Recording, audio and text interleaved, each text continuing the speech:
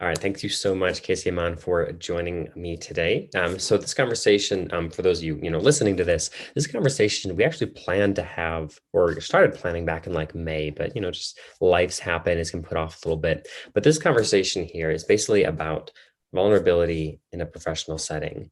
What is it? Why is it important? How do you get more comfortable with it? Because obviously, at the core of showing up and using video is the need to really show up and be seen as you are, right? The need to be vulnerable to use video in business.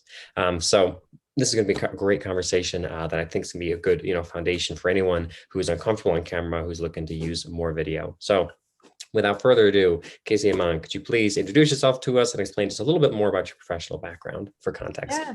Yes, thank you so much. So Kehsi Iman, she, her, hers pronouns. Thank you for having me, Jonathan. I don't even know how long ago it was that we initially connected. I know it's been many, many months, maybe a year. I don't even know. And yeah, we connected over this sort of original idea of vulnerability in the context of advocacy and anti-racism work. And so that's a segue into a bit about me. So for the past 15 years, my entire career, really, I have focused on social justice work in various contexts and industries. So I've had experiences in higher education, business, tech, even the beauty industry. But the tie that has bound all of my experiences is a focus on social justice, advocacy, opportunity, access, equity, etc. And vulnerability is central to that work, right? You really can't move the needle. You can't really connect with people in truth without being willing to be vulnerable. And so it's something I talk about a lot. The intersections of vulnerability with allyship and advocacy and just human connection. And so your focus on helping people get better and more comfortable using video in business and that whole thing, I think fits really nicely. And so I'm really excited to have this conversation. Yeah, absolutely. I guess, I don't know, it's a good starting point. When we talk about vulnerability in a professional setting, like what does that even mean? What are we talking about there? It can look a lot of different ways, right?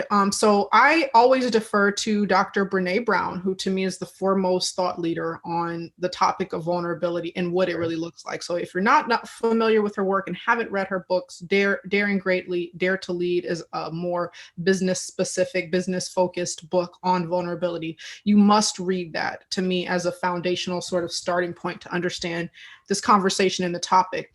But in my experiences, right, and sort of going back, working in higher ed, working directly with students and student affairs as a counselor, as an advisor, in any business context, really, with very few exceptions, it's all about building relationships. And in order to do that, we understand almost intuitively that it requires sharing of yourself, right? So a relationship is not one-sided. It requires, two people meeting each other where they are. And in a very transactional conversation, you're sharing very simple things like name or what do you do or here's the information you requested. But when we start really leaning into vulnerability and what that looks like and its utility for building deeper relationship or expanding the conversation, it looks more like storytelling, right? So Hmm. sharing about my story, my background, who I am, and as I always say in the racial justice trainings I do, what is your why? Right. And so no matter what the conversation is, sharing your why, your journey, that automatically sort of opens up the energy and gives permission to the other person to share some of theirs as well. And there you have it. You've been vulnerable. I don't mean to oversimplify because certainly it can be complex, but the complexity I feel comes in around the fear piece, right? People being afraid, well, how much to share? When do I share? Is this oversharing? Again, I defer to Brene. She has great information on how that looks like and, when and how is it appropriate to do the sharing required of being vulnerable. But I think, at its core, it's what we talked about, right? It's meeting people where they are. It's moving past the fear, especially in the context of the work I do around social justice. There's so much fear, right? Of I don't want to look stupid or I don't want to come off a certain way. And it's sort of just being willing to put that to the side and put yourself out there. Put yourself out there. So, yeah. Would you say the default for most business relationships involves some vulnerability? Or do you think we're working with a different, you know, default relationship type? when we look at businesses and then the way business people interact? Yeah, that's a great question. I'd say definitely not. This whole concept of vulnerability, even Brené's work, which has been around since the early 2000s, and I know she's been a researcher long before that, is still considered relatively new agey and Hmm. even radical in some spaces. She even uses the term radical candor to discuss one of her frameworks. And so it's something that's slowly gaining traction. I think it's gaining more traction now because of the national reckoning and awakening we're having around social justice topics, right? And Yeah. that work you cannot do without that vulnerability piece, without getting uncomfortable and having difficult conversations, putting yourself out there, constantly self-reflecting. And so the two go hand in hand. And I think that conversation is helping to advance this conversation. But I think for a long time the default in business, and I don't want to, paint with a wide brush, because certainly there are all different types of business contexts and organizational cultures. Some who are leading and have been leading for a long time in this area with strong cultures around empathy and vulnerability and things like that. But what I think we comes to mind when we think business is not vulnerability, right? It's very transactional. It's very transactional, even clinical or cold. This is your role. You operate within these confines. You do this. This is your lane. You stay in your lane. I stay in my lane, right? And so I think as someone who works in operations strategy and culture, a lot of the work right now is around breaking down those eliminating those mindsets and breaking down those silos that characterize traditional business relationships. And honestly, I know this is your podcast and you're interviewing me, but I'd be even interested to hear from you as someone who's worked in different types of corporate settings than I have, right? More sales focused, where they're inherently more transactional, whereas the type of work I've done is inherently more relationship based. But have you seen a move toward more vulnerability in those contexts? It's hard to say.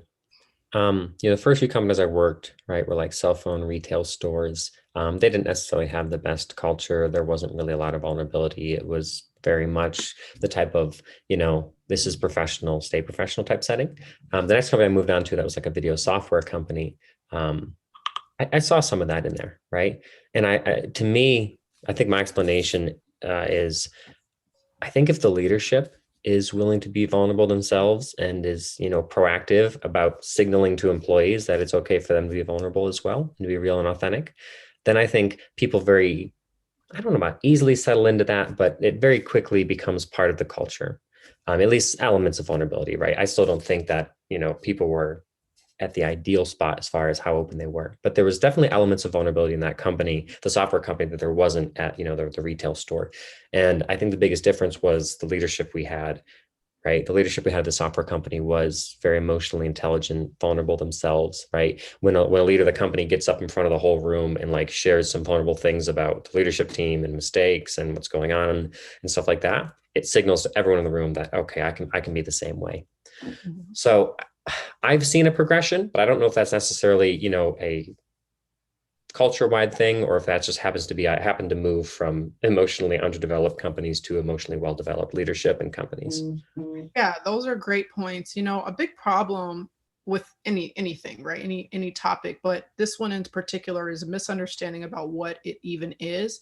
And Mhm. people who aren't familiar with the topic hear it and think, oh, this means sharing my personal details with strangers. This means, oversharing or putting my business out there, crossing professional boundaries. And that's not what this is about, right? It does require shifting our perspective about what those boundaries are and look like, certainly. But you gave an excellent example: owning up to mistakes, saying, yes, I'm human. Oh yeah, like just now, you and I, we had a scheduling conflict, a mix up, right? And just owning that. Showing up fully in all of your truth and your humanity, your identities, that is being vulnerable. I've worked in many spaces and places where I'm the only Black person or the only woman. And it takes an extreme amount of vulnerability to lean in to the work, but also show up fully as yourself without fear and perform well.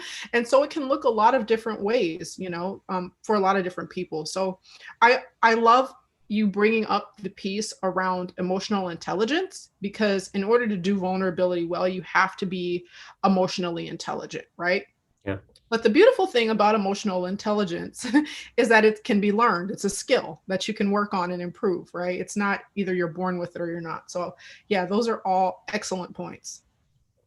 So, business has been humming along for a long time in the absence of much vulnerability, right? Due to Brene Brown's work and others, we're starting to see more of that vulnerability creep in. But for someone who maybe is comfortable with the old way of having business relationships that aren't vulnerable, why? Like, why overcomplicate things and why make things more difficult and emotional and awkward if you don't need to, right? Why not just keep using that old business paradigm of, business professional totally separate. You keep a good front on, you keep a bold face on, and you don't let people see the real you, right? What's really the reasoning behind letting more vulnerability into our professional relationships? Well, I think it's perhaps not as binary as that picture you paint. I think if you talk to any successful business leaders, right, they're going to tell you that vulnerability is something that they lean into, or maybe they're not leaning into, but it's something that they've employed. They can tell you stories of times when they've had to be vulnerable, whether that's leveling with a client, right, Mm-hmm. whether that's owning up to a huge corporate, mistake or PR nightmare or whatever. The people who are most successful in business are the people who are most successful in relationships. I mean, that's a fact, right? They understand human psychology. We can study great business leaders from Steve Jobs to, you name it. People who've built successful companies, and even, of course, the names we don't know. They're people who do relationships well.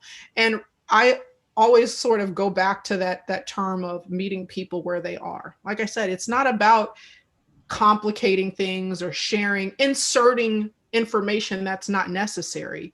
It's about when it is necessary, are you able to rise to the occasion, right? And I think we can all, like, we've maybe experienced times where you've been having a conversation with someone and you can tell they were maybe wanting a little more, maybe fishing for a little more. We'll even use the example you just gave about being at a cell phone store, because that's a arena where people think, oh, there's no need for vulnerability in a retail context, is there? Like, you're just Mm-hmm. selling stuff. But on the contrary, we've all been in a space and place where you show up and, yeah, buy this thing. It's great. There's nothing wrong with it. It'll change your life. It'll cook your dinners. It'll make your kids well behaved. And you're like, I call BS on that. Yeah. Right? We don't enjoy those experiences. We know they're not authentic. We can't trust that, right? But when you go into a store and they say, okay, these are the options. I'm going to be honest with you. I bought this phone. It sucked. It didn't do what I needed. This option is less expensive. They want me to try to sell you this one, but I'm going to tell you this one's better. You appreciate that. And whatever the outcome of that conversation is, whatever you choose, whether to buy the more expensive item or not, you remember that interaction because they were vulnerable. They leveled with you. They met you not as a salesperson trying to snag a client, but on a human level, right? And those are the interactions. So when the why is to be more effective, in whatever you do, and to be more authentic, because I think what the world needs now is more authenticity. People are tired of being bamboozled, of being presented, these facades and these unattainable images of what it means to be a professional or a ideal salesperson or a parent or what have you. And so I think the time is now for us to continue moving away from that and moving into a more authentic space. And the only way to do that is with vulnerability. So it's interesting. You brought up that it seems like everyone, right, collectively is tired of having to put up these facades, right? This false self.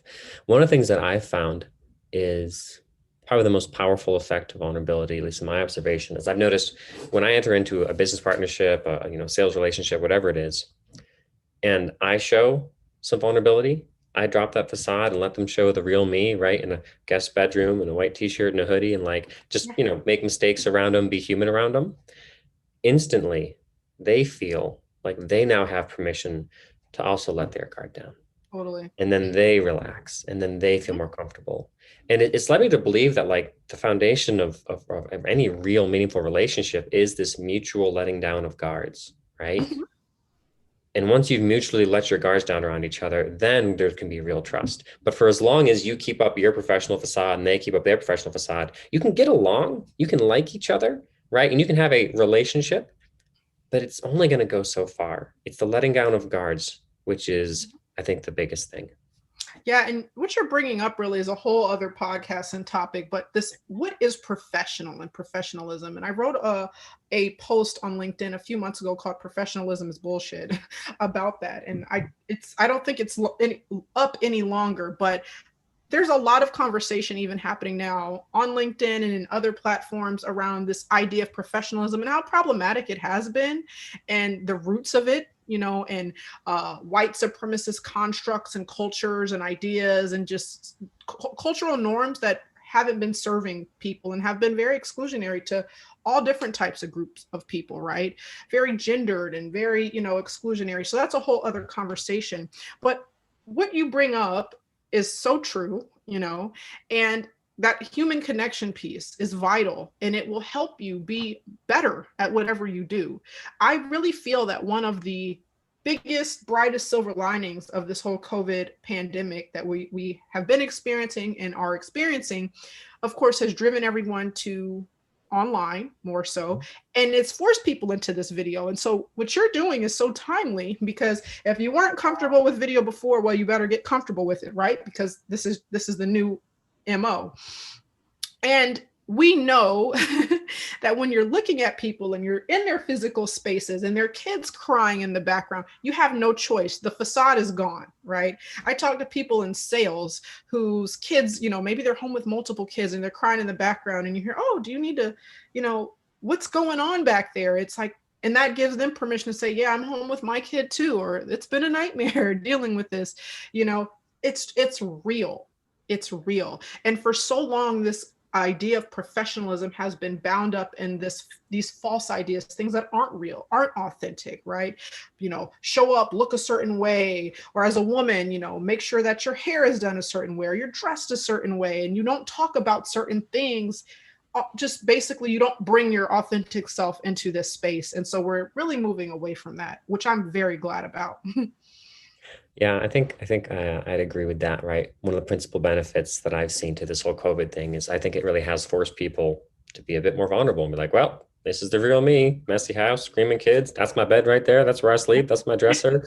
Like, you just get to see the real people. But I personally have really enjoyed that because it adds this richness and this context to somebody, right? And it's hard to even put words to, right? It's just a strange feeling that I get of like, huh, I suddenly have more context around you, like the real you, like who you actually are. And I feel, again, even if it's just something subtle, like a, guest bedroom like I'm in, if you pay a lot of attention, you can see a little bassinet there, right? Yeah, That I maybe love not that. long It's like, ago, oh, right? probably has children. That's awesome. That's another point of connection. Now our relationship has more layers to it, right? It's no longer just transactional. You selling me something, I'm selling you something, or whatever the nature of our work together is. It's okay. We're connecting on a human level. And what that does too is it builds more empathy, more empathy, more understanding. And in the context of the work I do, helping, build bridges across difference, that's critically important, because in order to move the needle on all of these big, heavy, hard topics, it's about understanding our similarities, right? That we're more alike than we are different, and starting from that point. And I just think, the work that you're doing and this conversation is so important to advancing that discussion. Yeah. So something was brought up by someone in like a group I'm part of a long time ago, and I've been pondering for a while, and I still haven't found a satisfactory answer. Um, how do you know as a professional that line between like how much vulnerability is beneficial and helpful and will help strengthen relationships, strengthen connections, all these things, and how much vulnerability might be too much and might push people away? Here's an example, right? Let's say you're starting out as a consultant or a coach or something. You learn from your peers in the industry what you should be charging. You think to yourself, oh my God, someone pay me that much money per hour? I don't feel like I'm worth that. I can't charge that much, right? You feel that Right. way. Yeah. That might be a great bit of vulnerability to share with a fellow coach who's just getting started, a great bit of vulnerability to share with, a coworker. But I feel like that's not the right level of vulnerability to share with a prospective client who you're trying to book, right? Sharing with them that, hey, I don't feel like I'm actually worth this much. That's just what my coach told me to charge. Seems to be like, all right, that's too vulnerable, right? So where is that line? Is there any kind of key, any kind of guide, any kind of, rule of thumb to follow for, how much vulnerability to show in what context, right? And to me, like obviously I can think of examples that are on this side of the line. I can think of examples on this side of the line, but I really have no guidance for people as to how to find that line other than just what feels right. Yeah, and I don't think there really is one. We all would prefer like these 5 steps, like do this, don't do this. But Yeah. that's where the emotional intelligence comes into play. And the Mm. more you do it, the more you're in conversation and in relationship with people, the better you get at discerning when it's appropriate to share different types of information and when it's not. So really there's no substitute for experience and doing the work and getting messy and making some mistakes. There will be times when maybe you overshare or you overstep or you were vulnerable and the other person didn't meet you there and you were harmed. That is going to happen. And then there are times where it'll be beautiful, or maybe you are guilty of undersharing and not meeting someone where they are. There's no, easy answer, unfortunately. But I say that to say the example that you just gave, right, about the person not feeling a certain way. And I loved the video I watched recently about imposter syndrome. That's a hugely vulnerable topic, right? I mean, inherently, we're talking about feelings. When you start talking about human feelings and emotions, we're getting into vulnerability territory. What I will say is that in the example that you just gave, it sounds like this person was working for an employer. Okay. And if you're an employee, you have to sort of adapt, for better, for worse, to the culture, the norms, the policies, the rules that your employer has set. And so some of that comes in identifying what space am I operating in. So me as a consultant or independent contractor, I have more latitude to be honest or to sort of chart my own path of vulnerability. Like what does that look like for me when I have conversations? What is the trajectory of a deepening relationship? So maybe this isn't something I don't share as much the first time I meet you, right? But in subsequent conversations, maybe that, we're able to deepen the relationship from there.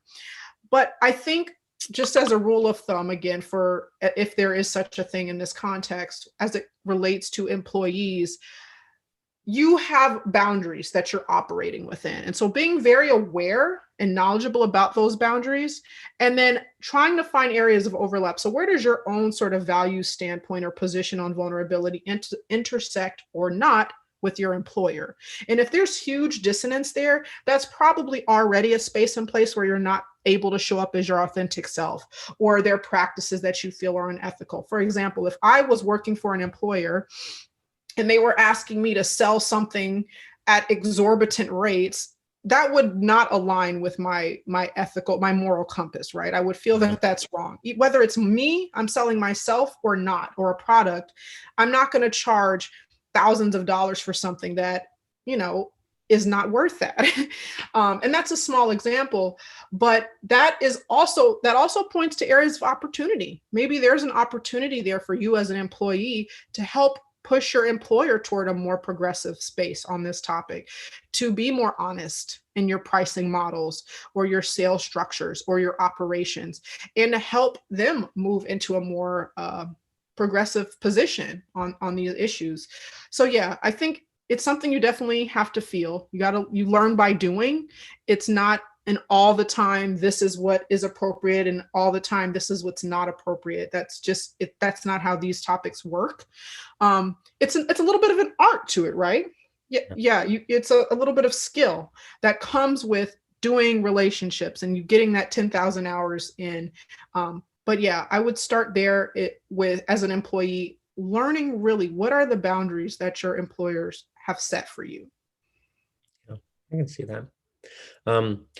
Something comes to mind, and I'll kind of see what you think about it. There's a fairly simple, I don't know, mental model that we actually, my wife and I learned when we started training horses, right? And there's this one particular guy, and this was kind of the way he taught it, right? He basically said, every horse has a circle of things they're comfortable with, and of course, outside the circle of things they're not comfortable with, right? And in the early stages of training, right, especially a younger horse, basically your main priority is to take them just outside the circle and then let them come back. And then when you do that and everything's okay, the circle gets a little bit bigger, right? And then the next day you take them just outside the circle, right? So pretty easy, easy to think of model this circle extending, right? And of course, every time you take them outside the circle, something bad happens, the circle gets smaller again. So your goal is to, again, keep taking them outside the circle, showing them that it's safe, and the circle gets bigger. I can also imagine, your relationship with vulnerability in professional life being similar, right? Like, don't just try to guess where that line is. Like I kind of mentioned earlier, right? I kind of drew this picture that there was this universal line we had to find, right? It's probably just each person says, all right, this is how much vulnerability I'm comfortable with. Yeah. My goal over the next year is to keep taking myself just outside it.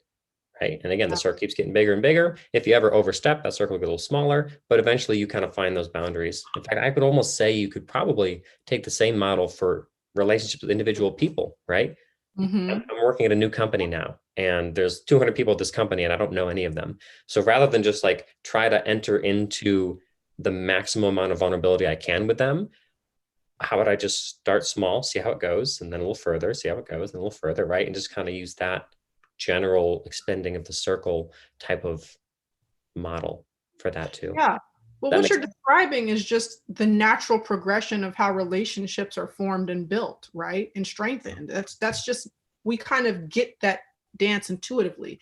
When you first, you go on a first date, you don't share your entire life story with someone. You generally, you start with small talk, you have conversation. Have you been to this restaurant before? What are the foods? And you build from there. You establish a rapport with someone. And so it's understanding also that, positioning vulnerability isn't just, it's not about how much I share, it's about how willing I am to share. So Hmm. it's not like, am I sharing X amount of information? That's how we determine if I'm being vulnerable or not. It's an openness, it's a willingness that if and when the occasion calls for it, am I able to lean into that? Am I able to level with a person in a situation where they're being vulnerable with me, and I'm sensing that they're needing more from me, on a human level. So I'll repeat, it's not how much you're willing to share or how much you're sharing that determines whether or not you're vulnerable or doing vulnerability right. It's how open and willing you are to sharing when the situation calls for it. I really like that. Yeah. It's a Yeah. different way to look at it that makes a lot of sense. Mhm. Because Um, we measure, it's not a quantitative metric like, oh, I've shared this many stories about my personal life and I've given this many insights into, whatever private things, so I'm doing vulnerability. And I think it, like, that's not it. It's a very qualitative, nebulous at times, it's intuitive in a lot of ways. And that's again where the emotional intelligence piece comes in, and the practicing of it is when we can sort of do the dance and be more fluid and understand, okay, this situation, this person is approaching me in this way, and I can sense here that them understanding a little bit more about who I am and my background and motivations will strengthen this relationship, right? Or this person's approaching me in this context in this way, and I can sense that this isn't a space where them knowing more about me or sharing anything personal would be appropriate. So it's sort of doing that dance and understanding it and doing that work that helps us sharpen our vulnerability tools. yeah. So hopefully at this point in the interview, we have people kind of won over and convinced that, okay, I should do this vulnerability thing a little bit more, right? For someone who has for a long time kept vulnerability out of their professional lives, right? Or for someone who maybe still, despite maybe logically knowing they should be more vulnerable, emotionally just can't, right? There's a big mental emotional barrier there. What are some steps? What are some suggestions you have for how someone can start to lean into that vulnerability more and make vulnerability more a part of professional lives if they're struggling to do so?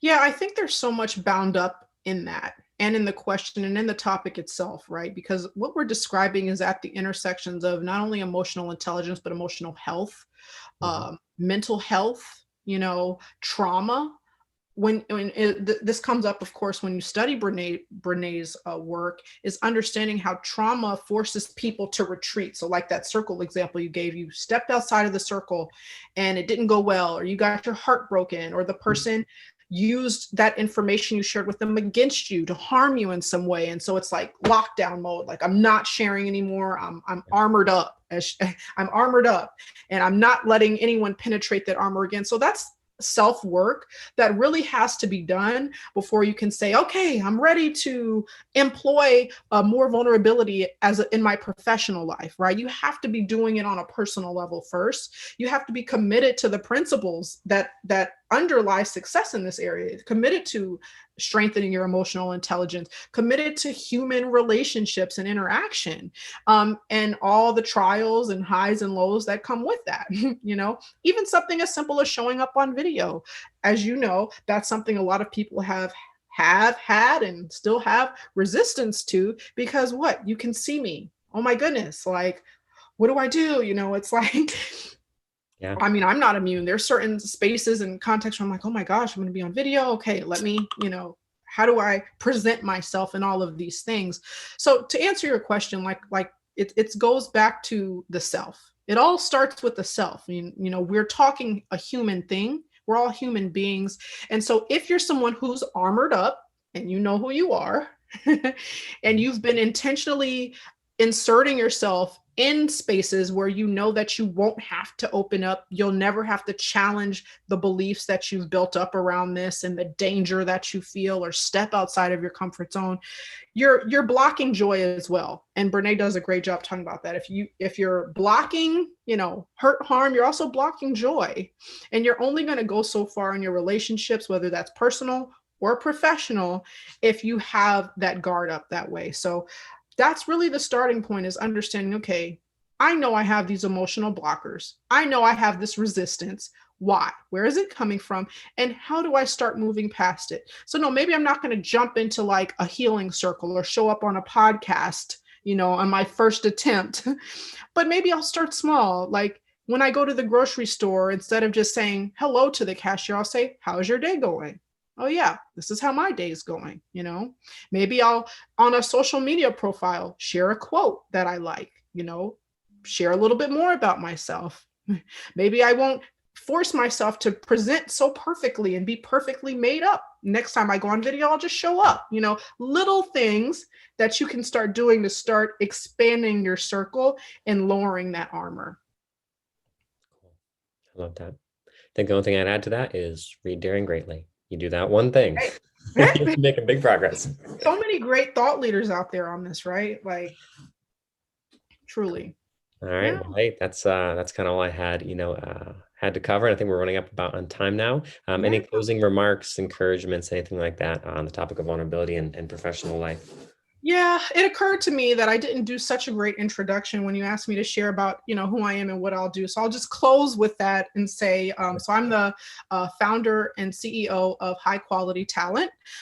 We are a consultancy that specializes in operations and strategy and trainings around topics related central to human connection. So social justice topics, as well as just culture in general. I'm also a co-founder and partner at Inclusion Health, where we help companies fortify their organizational culture by focusing intentionally on psychological safety. And then I also enjoy working with organizations just to help them with their culture. So whether that's topics like vulnerability or accountability or transparency in communications, this is the type of work that I do. And like I said, social justice work is something that's underpinned all of my experiences for the past 15 years. So when I discovered Brené's work, which of course was late into, I'd already been a professional for many years. It was sort of like an aha moment, a light bulb. And it was so freeing, right? To have language around what we know and see and practice every day. And also just to get better, to improve as a human and improve my own EQ. So follow me on LinkedIn at Kehsi Iman, KEHSIIMAN. And you can also find me at my website, highqualitytalent.com or www.inclusion.health. Cool. All right. Well, everybody, this has been Kehsi Iman Wilson, a fantastic interview. Thank you so much for your time today.